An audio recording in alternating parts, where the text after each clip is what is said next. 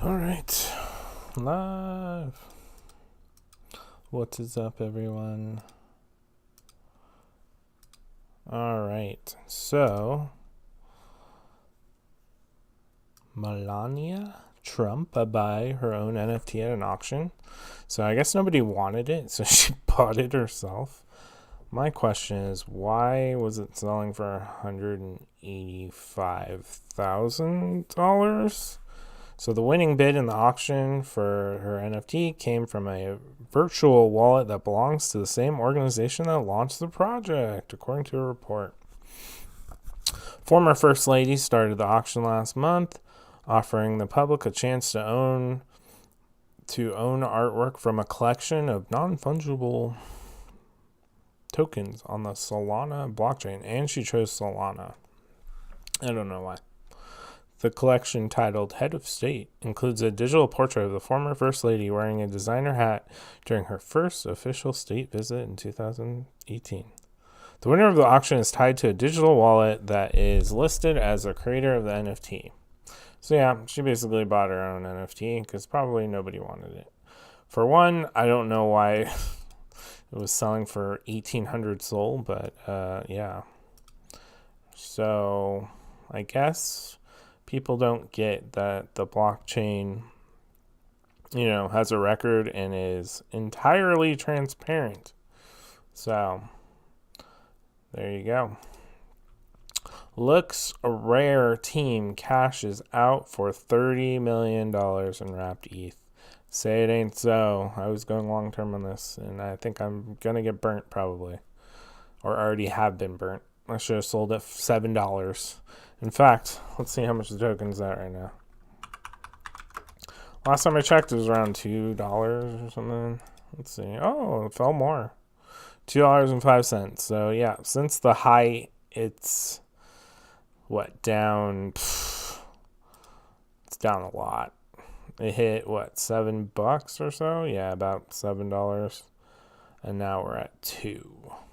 So this doesn't look good for the token, and honestly, it wasn't that bad except for how they did it. They should have been transparent. Of course, they were not. So they confirmed the core team cashed out for 10,000 wrapped ETH.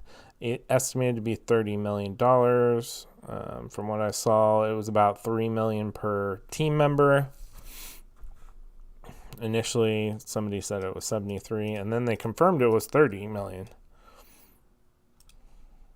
They also dismissed speculations of a probable rug pull and claimed they are going nowhere and the future of the platform is bright. Well, how they did it makes it not seem so good. So how they pulled the money out, where is it at? I don't even know if it says in this article. They used, was it Tornado? Where you basically, what you're trying to do when you're pulling it out is to push it to a bunch of different wallets so you can't tell who's pulling out the money. But of course, people can still track that. So they weren't on the up and up, basically. And they tried to make it look, they were trying to hide that they pulled it out, which I don't see how you'd be able to hide that, especially pulling out that much. But anyways, there you go. Yeah, there was another article that basically said, I think it's Tornado something.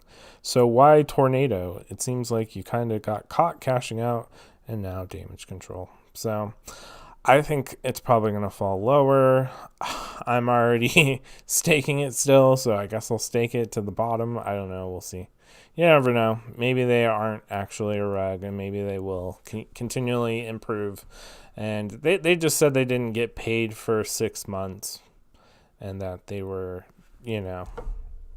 having their paycheck. But, I mean, a $3 million paycheck is a pretty good paycheck if you ask me. So, hey. Oh, I got a comment. What? Vun, FYI. What's Vun? VUN? Or fun. Is this supposed to be fun? Snoop Dogg plans to turn Death Row Records into the first NFT music label. Apparently, Snoop Dogg just bought Death Row. I didn't realize that either. So he acquired ownership of the label on February 10th, right before the Super Bowl halftime show. Oh yeah, and then he claimed that I didn't know this was his account, the Cosmo account. I've actually looked at that wallet and didn't realize. Apparently that's Snoop Dogg's wallet, which has 17 million under the wallet right now. So he's partnered with Gala Games for the launch of his new album. Craziness. But yeah, he wants to turn Death Row into a non-fungible token label, according to comments by the rapper on social media platform Clubhouse on the 15th, yesterday. So yeah, he wants to be the first big label to basically be an NFT label, which is cool. New York Stock Exchange files a trademark application for its own NFT marketplace. So they are looking to make their own marketplace, probably to compete with OpenSea and Rarible.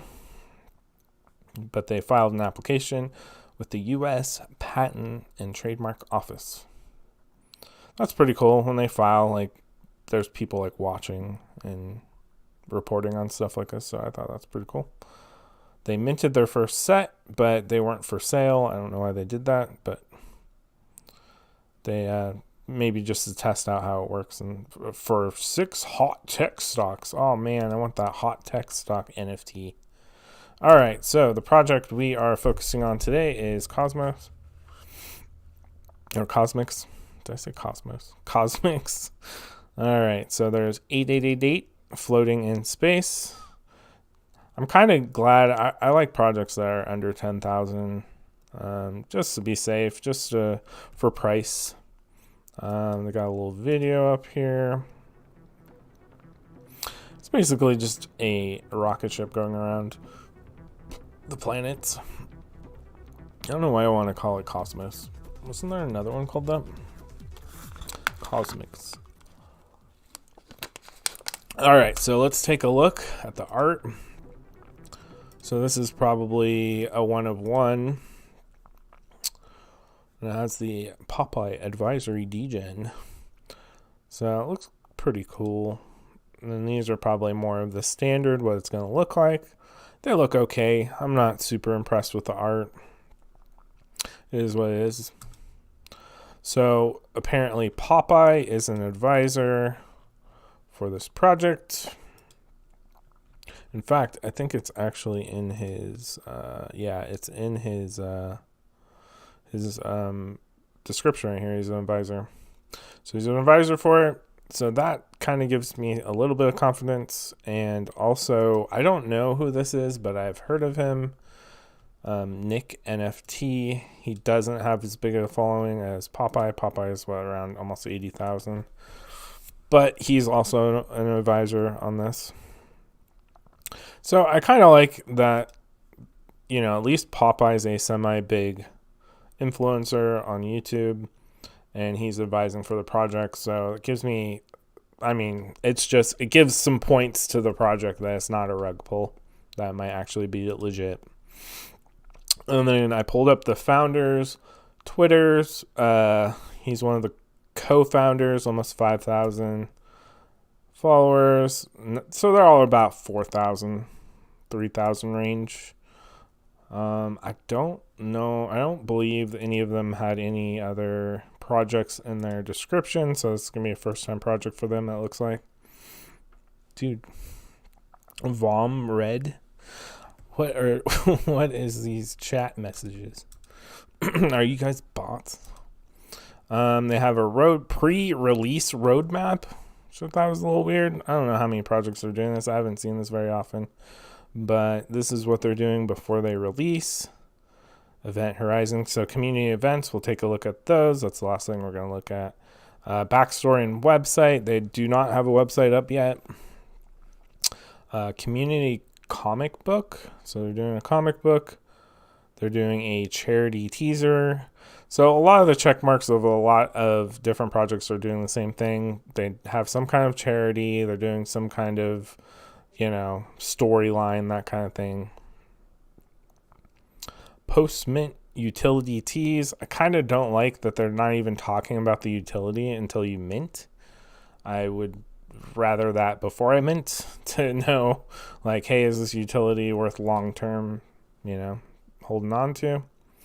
And then mint event, and then they're going to release the version 2 of the roadmap after they mint, which is fine. I just don't really agree with the post-mint utility teas. I'd rather it be pre-mint, but it is what it is. I took this from their Discord FAQ, some of the stuff that was in there. Obviously, there's 8,888. The mint price has not been announced yet. The mint date hasn't been released yet. Planetary Pass, if they have that role in the Discord, you're on the whitelist.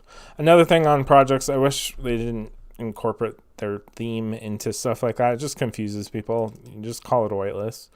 But a lot of projects do that. They want to theme it up, and then it's just confusing when you're creating a bunch of different roles that you don't know what it is until you can go into their FAQ. I just think it's more confusing. Maybe it's my preference, but I like keep things simple and easy. So how many whitelists, because that's what that is, are there? There's 2,222. They really like repeating the same number. Yeah. And then how many you can mint is to be announced. What I've seen in a lot of projects before they've launched so far too is they'll say, oh, you can mint 5, or oh, you can mint 3, and then they'll come back and lower the amount. I don't know how I feel about that, especially if it goes one I'm in went from 5 to 2. I think that is kind of good. 5 does seem like that's a lot to be able to mint for one person, and then you'd have a lot of people dumping. So it kind of just shows me that a lot of projects aren't 100% sure how many they're going to be able to sell. So they say 5 to start, and then once the hype starts building, then they go, oh, just kidding, 2. But I think that should be thought out more before they even announce it. So I'm kind of glad that they don't even say it here. So I'm hoping about 2 would be good. And I think 1 is just not enough for projects, because a lot of people, what they want to do is get 2, flip 1, and keep 1 if they really like the project.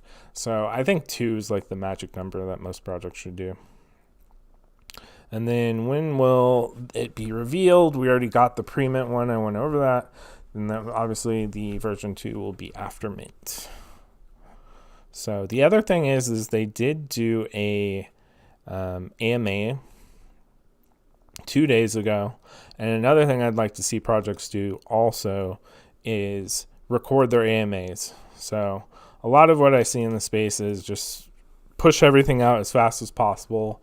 And there's no thought of I'd like to check out the AMA, listen to the founders and all that, but they didn't record it. So a lot of projects I've seen that come out like that do that. They don't think about stuff like that.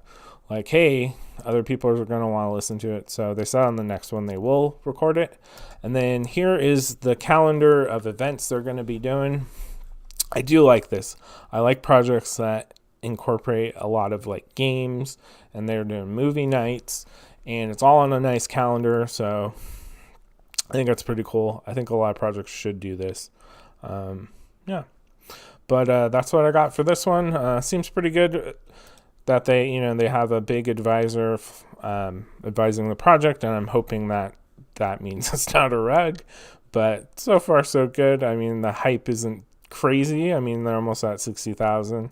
So we'll see. We'll see what their website looks like. We'll see once they fill in all those details about how many you can mint, the mint price and all that. I would like to see it under 0.08 or lower as far as mint goes, but it seems like the newest trend is over 0.1, and I think you should really think about the project and consider all the details before you mint anything higher than 0.08, which there's a lot of projects that are above 0.08. But that's all I got.